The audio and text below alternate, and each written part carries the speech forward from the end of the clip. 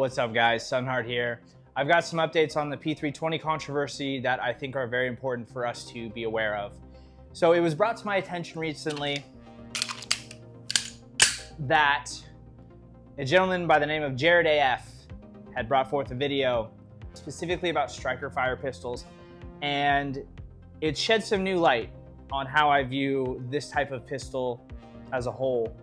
It was an example of a Glock replicating the test that we've seen on Wyoming Gun Project and my most recent video with the AXG Legion, where we slightly pressed the trigger down while with the slide, gun went off. Jared AF's video did the same thing with the Glock.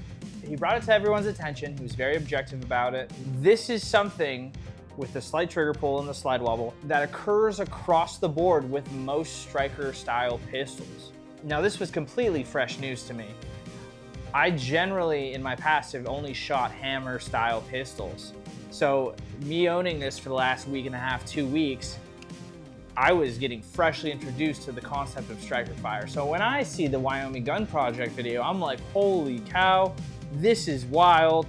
And then I recreate the same test on my AXG Legion, and then I'm just like, well, this is the nail in the coffin. But I was working on info that wasn't the full picture. And thank you guys in the comments who brought that video to my attention. I really do appreciate it. So I'm gonna link that video in the description for anyone who hasn't seen it. The Wyoming Gun Project video that we've all seen is sitting at around 1 million views now. Jared AF's video is only around 80,000. And I feel like this is a very important piece of the puzzle that everyone really should know. This is something I wasn't aware of as someone that's new to striker style pistols. And it's my job as a YouTuber with a bit of a platform now to be objective as possible and not jump on a bandwagon. Now, where does this leave SIG? I'm still a little sketched out. However, with that trigger slide test being debunked a bit because it goes across the board on most striker style pistols, I think we need to take a step back a little bit and be objective. There are so many incidents of P320s going off in holsters with cop videos. I don't advise using this as a holster style weapon. Like, don't use it for IWB especially. OWB maybe if you're not rocking one in the chamber.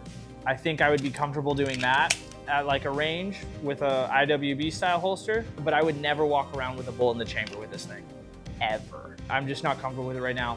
I think SIG hasn't done a very good job with the PR side of this, and we can all agree on that, but we need to wait to see what happens with the investigation around the U.S. Airmen. We really haven't heard anything new from them directly, officially, of course. So we're kind of sitting in the dark right now. Everybody's speculating. Jared AF's video shines some light on the situation. Thank you guys again in the comments for calling me out. I appreciate that kind of stuff because it's my job to stay objective. And I'll see you guys in the next video.